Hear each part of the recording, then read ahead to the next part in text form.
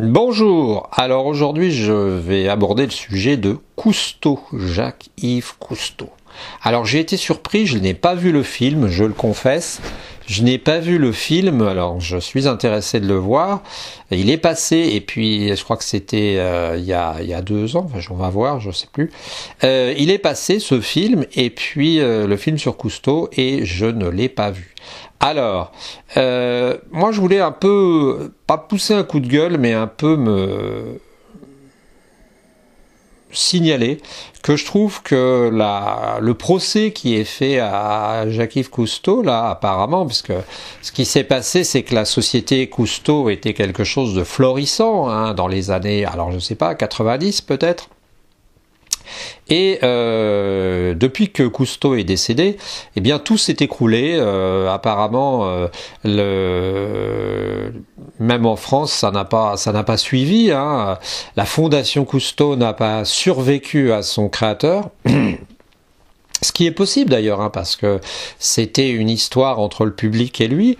Et j'ai entendu dire que le commandant Cousteau avait été attaqué par alors, ce qui n'était pas un biopic, hein, ce qui n'était pas une biographie de cet homme, qui était simplement une sorte de... Comment l'expliquer ? Un éclaircissement sur ses relations avec ses proches, entre autres ses enfants, sa femme, son ex-femme, enfin, etc. Donc apparemment, ce qui est apparu, c'est que depuis quelques années, dans la succession Cousteau, bien, on n'a pas cherché à garder le lien qui aurait fait qu'on aurait pu continuer vers une sorte de synergie qui aurait permis de garder la fondation, etc. Moi, je ne sais pas si c'est si simple. Hein. Pour ce que je peux voir, hein, pour avoir vécu l'époque Cousteau, parce que je ne suis pas allé sur la Calypso, quoique j'ai failli, je vais vous raconter. J'ai failli, je vous raconterai.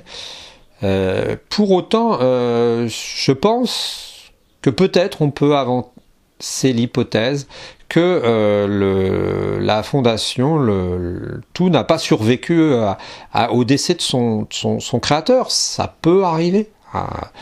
Et alors pourquoi est-ce que j'ai failli aller sur la Calypso ? J'ai pas failli être embauché sur la Calypso. Je sais qu'il y avait quelqu'un de 40 ans qui a travaillé sur la Calypso, 40 ans tout près, là près d'Isigny-sur-Mer.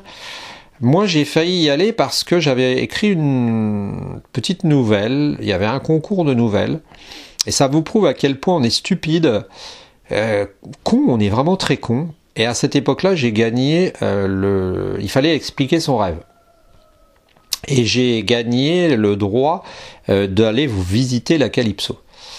Et comme un con, comme un idiot, comme un abruti, je n'y suis pas allé. Alors, j'ai rien contre mes parents, peut-être que pour eux, ça faisait loin, 1000 km, aller à Marseille voir la Calypso, mais c'est vraiment stupide. Dans ma vie, j'ai fait pas mal de choses, j'ai gagné des concours, mais manque de chance, là, j'ai été vraiment pire que tout. Et c'est vraiment bête, et je le regrette encore, mais... Alors, pourquoi je le regrette ? Et pourquoi je tends à défendre le commandant Cousteau ? Alors, moi j'ai une sorte d'attachement à cet homme parce que on a dit beaucoup de conneries sur lui. Apparemment, il y a des légendes urbaines qui circulent, dire qu'il a été musulman. D'abord, ça n'aurait pas été gênant. Quand j'ai appris ça, j'ai cru dans sa biographie, mais il a dû être retiré, cette information. J'ai cru qu'il était devenu musulman parce que justement, il voulait résoudre son problème de plusieurs femmes. Il avait eu d'abord une femme avec laquelle il a eu les grands-enfants. Alors, je ne sais pas s'il n'a pas eu des petits, je pense pas. Et après, il a dû se marier avec une hôtesse de l'air. Ça s'invente pas. Voilà. Donc, en fait, ou vivre avec. Donc, en fait, il a eu plusieurs vies. Donc déjà cette histoire de musulman, il a jamais été musulman apparemment, et quand bien même il l'aurait été, ça n'aurait pas été dégradant. Hein. Bon, la deuxième chose qu'on lui reproche, c'est on lui reproche plein de choses. Hein. On lui reproche d'avoir copié d'avoir volé le brevet du détendeur qui a participé à le rendre connu. Il aurait pris le brevet à Gagnan, hein, je crois, Gagnan, quelque chose comme ça. Apparemment, c'était légal ce qu'ils ont fait. On lui reproche plein de choses. Donc, généralement, on s'aperçoit que ce sont des légendes urbaines, hein, c'est-à-dire on lui reproche aussi d'avoir été collaborateur, or c'est son frère qui l'était. Et puis, donc voilà. Donc, mis à part ça, il n'y a pas de cas lourd et de cas pénal contre lui. Pourquoi est-ce que j'ai une affection particulière pour le commandant Cousteau? Parce que je pense qu'il est très difficile pour les gens qui n'ont pas vécu cette époque, hein, qui n'ont pas été en 80 en gros, hein, qui n'ont pas vécu la saga de la Calypso de critiquer. Hein, parce que vu de loin, c'est un peu facile, on dit oui, c'était peut-être un sale type, il était très dur, etc. Il a broyé, j'ai entendu, les existences de ses enfants. J'ai pas l'impression que Jean-Michel ait l'air complètement broyé. C'était sans doute un caractère très fort, mais ce que je veux dire, c'est qu'à toute la France, parce que c'est un peu, vous savez, comme quand on prend un médicament, hein, c'est, comment est-ce qu'on appelle ça, bénéfice-risque, voilà, c'est bénéfice, risque, bénéfice, non-bénéfice. Mais avec Cousteau, c'est ça, je pense, et puis il faut faire une radioscopie de ce qu'il a fait, et il faut voir ce qu'il a apporté et ce que ça a créé comme problème. Hein, bon, moi, ce que je dis, c'est que pour les petits campagnards, les petits provinciaux que nous étions, même les gens de la ville, je pense, Cousteau a été vraiment quelque chose de formidable. Un être... ah oui, il a su faire du marketing, il a su inventer le bonnet rouge, il a su faire plein de choses. Mais qui est-ce qui, en votant, n'aurait pas voté d'être le fils de Cousteau? Ou la fille, enfin, je ne sais pas. Moi, je suis très content de ce que mon père a fait. Mon père n'était pas connu mondialement, mais il a été facteur. Mais toutefois, je pense que si on disait à quelqu'un, bon, est-ce que si ton père avait été Cousteau aussi en plus, hein, est-ce que ça t'aurait gêné? Je pense pas qu'il y aurait grand monde qui aurait été gêné. Hein, donc je vais aller voir le film, j'attends qu'il passe. Mais j'ai été un peu... parce qu'on dit que c'était un biopic sans concession. Oui, je sais, mais je pense que quand on arrive à ce niveau-là, je pense que quand on a ce niveau d'exigence, je pense que quand on a la volonté d'arriver à un certain niveau, on a forcément une sorte de... comment l'expliquer ? On a forcément une sorte de carapace, on a forcément un caractère particulier, et que quand on est Jacques-Yves Cousteau, on n'est sans doute pas l'ange qu'on pourrait imaginer.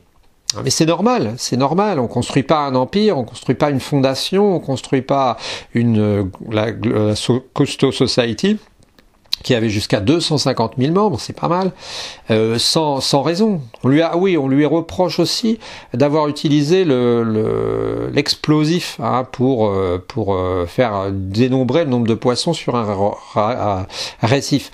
C'était des techniques qui étaient utilisées apparemment par les océanographes de l'époque. Hein. C'était mon grand-père a pêché à la dynamite pendant la guerre. Hein, on lançait de la dynamite dans l'eau, ça sautait dans un gouffre, hein, vous savez, du côté de Ploumanac, par là-bas, il y a plein de petites criques, il a lancé ça là-dedans, et puis ils allaient chercher les poissons. Alors c'est vrai qu'il n'y en a qu'un tiers qui remonte à la surface, le reste est mort au fond, c'est vrai, mais on veut juger avec nos yeux actuels une époque qui s'est passée il y a 40 ans.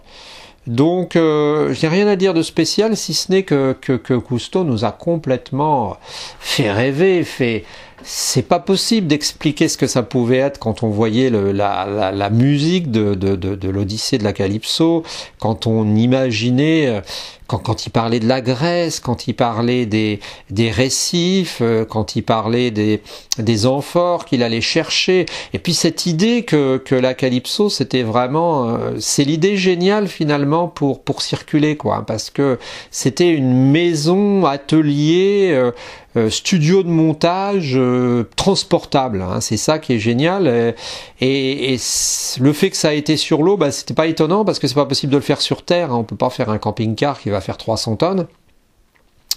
Et la Calypso, qui était un ancien dragueur de mine, a été mobilisé pour ça. Alors ce qui est un peu bête, moi, ce que je trouve, c'est que personnellement, par rapport à la légende du commandant, c'est son fils qui disait ça, je crois que c'était un peu triste de le voir sur la fin de ses jours faire le joli cœur à, je ne sais pas, on parle d'une Morgane ou je sais pas quoi, une voiture un peu de sport pour séduire les jeunes femmes, ou une jeune femme ou sa femme.